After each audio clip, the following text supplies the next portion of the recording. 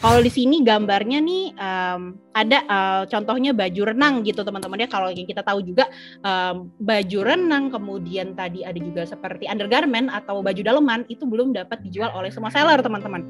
Kemudian produk-produk herbal, lalu juga ada seperti produk-produk yang itu teman-temannya seperti obat-obatan itu juga belum dapat dijual di TikTok Shop. Nah ini saya akan bahas masing-masing kategorinya ya. Yang pertama tadi ya sesuai dengan contoh juga gitu tadi, yang pertama adalah produk penurun berat badan ya. Semua jenis produk penurun berat badan seperti mungkin saya sering lihat ada teh organik teman-teman ya, atau ramuan-ramuan herbal, kemudian ada suplemen-suplemen itu belum dapat dijual di TikTok Shop teman-teman. Ini termasuk ke kategori yang tidak didukung.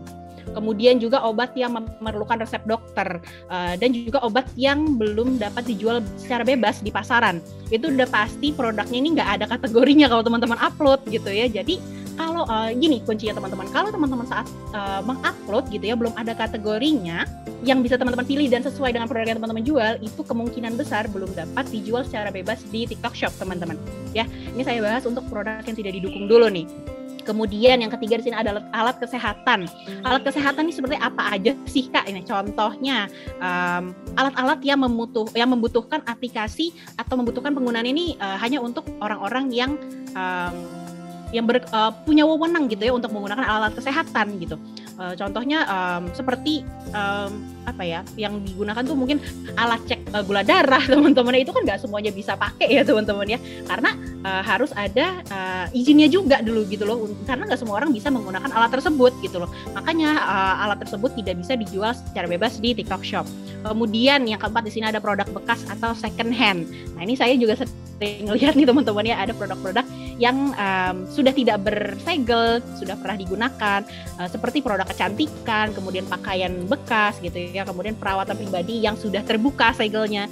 Nah itu tidak dapat dijual di TikTok Shop teman-teman ya.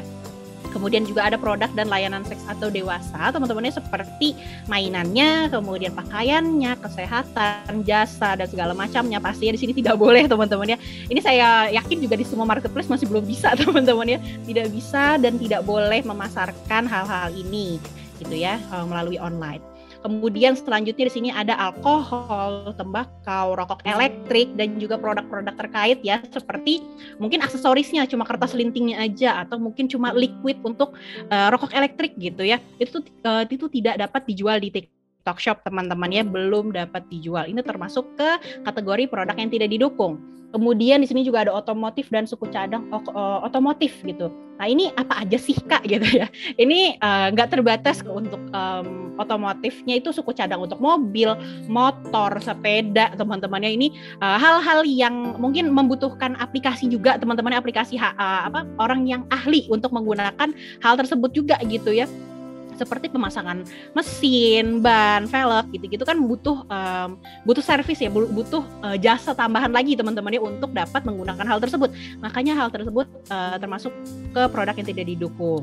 Kemudian selanjutnya di sini ada produk media, ini seperti naskah drama, manuskrip, majalah online teman-teman, kemudian rekaman suara, rekaman video, musik, dan juga video game itu belum dapat dijual di TikTok Shop, termasuk ke produk yang tidak didukung.